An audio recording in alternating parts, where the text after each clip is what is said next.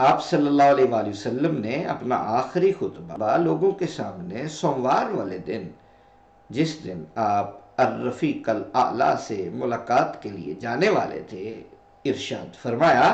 صحابہ کرام نے جب آپ کو رو بصیرت دیکھا تو بڑے خوش ہوئے۔ غلط فہمی تھی، یقین کرتے تھے کہ بفضل خدا خطرہ دور ہو گیا اور آپ تندرست ہو جائیں گے، حتیٰ کہ حضرت ابو بکر صدیق رضی اللہ تعالیٰ عنہ بھی یہی سمجھے اور عرض کرنے لگے، اے نبی اللہ، میں دیکھتا ہوں کہ اللہ کے فضل و احسان سے آپ ایسی حالت میں ہو گئے ہیں جیسی ہم سب کو پسند ہے۔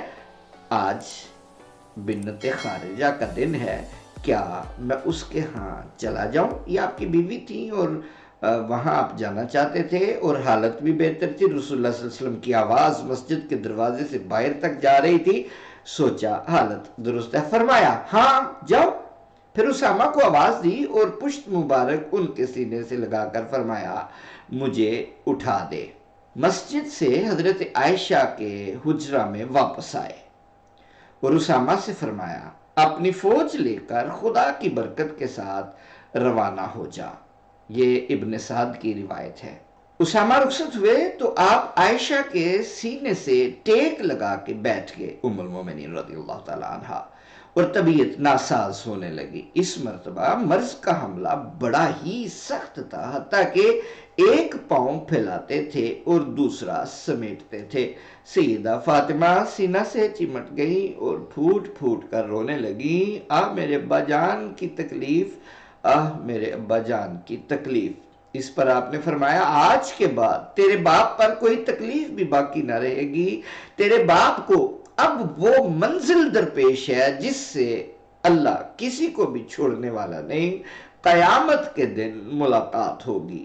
بیٹی رو نہیں، جب میں تم سے رخصت ہو جاؤں تو کہنا انا للہ و انا الیہ راجعون، کیونکہ اس میں آدمی کے لیے ہر مصیبت کی تسلی موجود ہے۔ سیدہ فاطمہ نے پوچھا، کیا آپ کی بھی یا رسول اللہ؟ فرمایا ہاں میری بھی۔ اور پھر رسول اللہ صلی اللہ علیہ وآلہ وسلم کو ایک بات یاد آ گئی، آپ کی ساری زندگی تنگ دستی میں بسر ہوئی تھی، دنیا کے عیش و آرام سے ہمیشہ بیزاری رہی تھی، مال و دولت جمع کرنے سے نفرت چلی آتی تھی، کبھی گھر میں روپیہ پیسہ نہ رکھا تھا، لیکن اتفاق سے مرض الموت سے پہلے کچھ دینار آ گئے تھے جو بانٹ دیے تھے، صرف چند باقی رہ گئے تھے، 6-7 کے قریب، اور حضرت عائشہ کے حوالے کر دیے تھے کہ خرچ کر ڈالنا، مگر آپ کی تیمارداری میں وہ ایسی مصروف ہوئی کہ دینار یاد ہی نہ رہے۔ آپ کو اچانک ان کا خیال آیا۔ حضرت عائشہ کہتی ہیں، آپ میرے سینے سے ٹیک لگائے تھے کہ فرمانے لگے، عائشہ اس سونے کا کیا حشر ہوا؟ میں نے بتایا کہ میرے پاس موجود ہے، تو فرمایا اسے خیرات کر ڈال۔ پھر میرے سینے ہی پر بے ہوش ہو گئے، جب ذرا ہوش آیا تو پھر پوچھا، عائشہ تو نے وہ دینار خرچ کر ڈالے؟ میں نے عرض کی، یا رسول اللہ ابھی تک نہیں، آپ کی اس حالت نے مجھے بالکل مہلت ہی نہیں دی۔ فرمایا لے آ۔ چنانچہ میں لے آئی۔ آپ نے تمام دینار اپنی ہتھیلی پر ایک ایک کر کے چنے اور گنے، پھر فرمایا، محمد اپنے رب کی بابت کیا سمجھتا ہے اگر ان کی موجودگی میں اس سے جا کر ملتا؟ پھر سب کے سب اللہ کی راہ میں خرچ کر دیے۔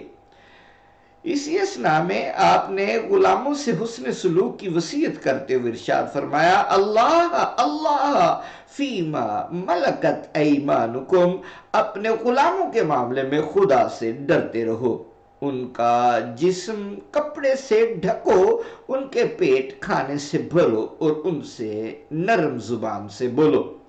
حضرت عائشہ صدیقہ کہتی ہیں، آپ میری گود میں تھے اور ہم ازواج نبی کا دستور تھا کہ آپ جب کبھی بیمار ہوتے تھے تو وہی دعا پڑھ کر آپ پر دم کیا کرتی تھی جو آپ دوسرے مریضوں پر دم کرتے تھے۔ یہ بخاری شریف میں موجود ہے۔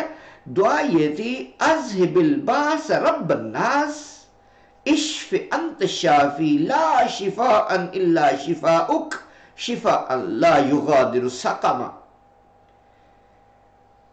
بخاری میں ہے کہ وہ دعا معوضات تھیں اور حضرت عائشہ وہی دم کر رہی تھی، مگر جس روایت میں آپ کو سنا رہا ہوں بات، اس میں یہ والی دعا ہے اور یہ بخاری شریف میں موجود ہے دعا: بیماری دور کر دے اے رب الناس، اے لوگوں کے پالنے والے، شفا دے، صرف تو ہی شفا دینے والا ہے، تیری شفا کے صفا کوئی شفا نہیں، ایسی شفا دے کہ ذرا بیماری باقی نہ رہے۔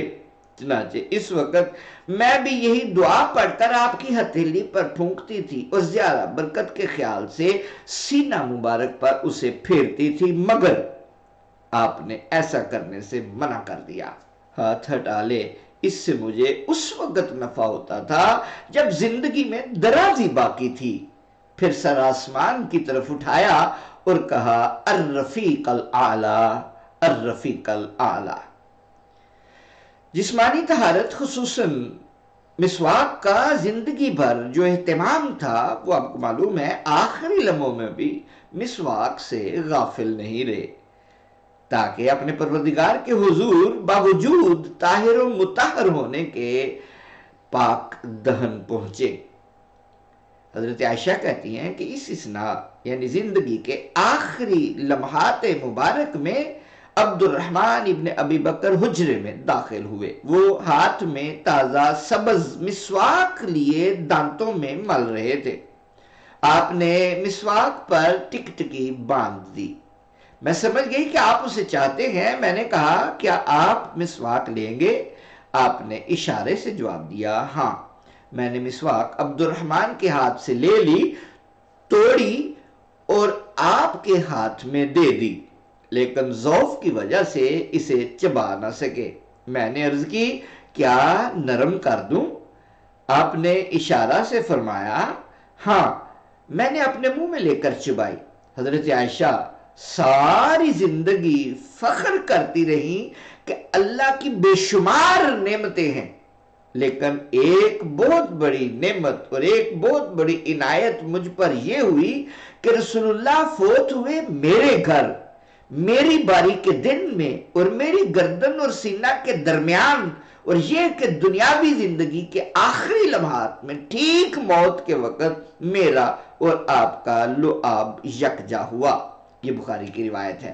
واقعی یہ ایک ایسی سعادت ہے جس پر ان کا فخر بالکل بجا ہے۔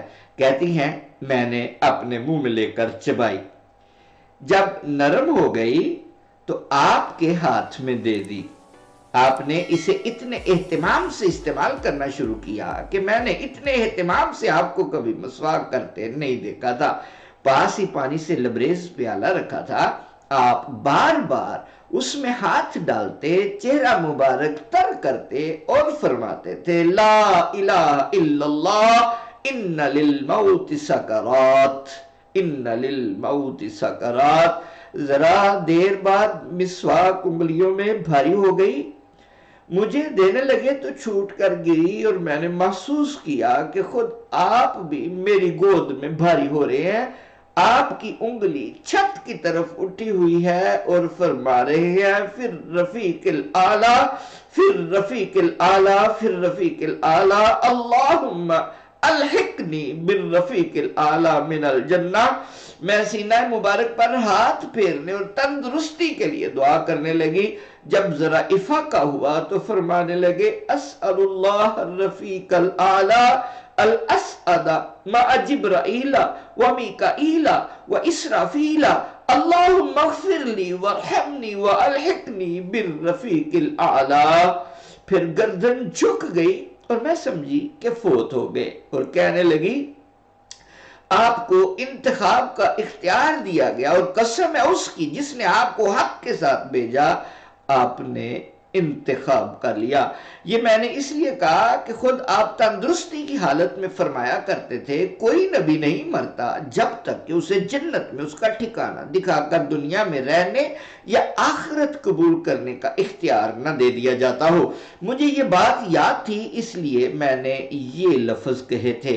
اختیار دیے جانے کے سلسلے میں حضرت ابو موہبہ کی ایک روایت میں آپ کے سامنے پہلے بھی بیان کر چکا ہوں۔ اس کے علاوہ ایک اور روایت بھی ہے جس سے جانب عالم صلی اللہ علیہ وسلم کی بے پایاں شان و عظمت اور انتہائی قرب و محبوبیت کا اظہار ہوتا ہے۔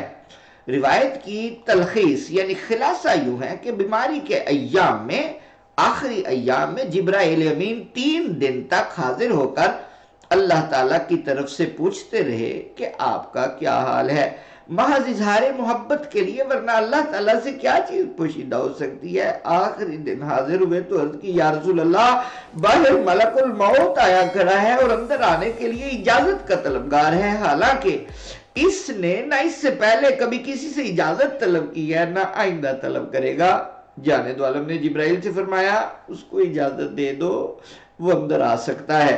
چنانچہ ملک الموت حاضر ہوا اور سلام پیش کیا، پھر عرض کی یا محمد، مجھے اللہ نے آپ کی روح قبض کرنے کے لیے بھیجا ہے، اگر اجازت ہو تو میں اپنا کام کروں ورنہ واپس چلا جاؤں۔ آپ نے حیرت سے پوچھا کیا واقعی تم اسی طرح کرو گے جس طرح میں کہوں گا؟ اس نے کہا جی ہاں، کیونکہ مجھے یہی حکم دیا گیا ہے کہ آپ کی مکمل اطاعت کروں۔ جانب عالم صلی اللہ علیہ وسلم نے جبریل کی طرف نگاہ اٹھائی تو انہوں نے عرض کی یا رسول اللہ ان اللہ قد اشتاق الی لقائک، یا رسول اللہ، اللہ تعالیٰ آپ کی ملاقات کا مشتاق ہے۔ یہ مجدہ جافزہ سنتے ہی جانب عالم کا دل مسرت سے لبریز ہو گیا اور ملک الموت کو قبض روح کی اجازت مرحمت فرما دی۔ یہ روایت مشکات باب وفات النبی صلی اللہ علیہ وآلہ وسلم میں پڑھی جا سکتی ہے۔ لیکن بات یہ کر رہا تھا کہ سیدہ سمجھی کہ آپ وصال فرما چکے ہیں، لیکن چند لمحہ بعد آپ میں پھر جنبش ہوئی اور آنکھیں کھول دی۔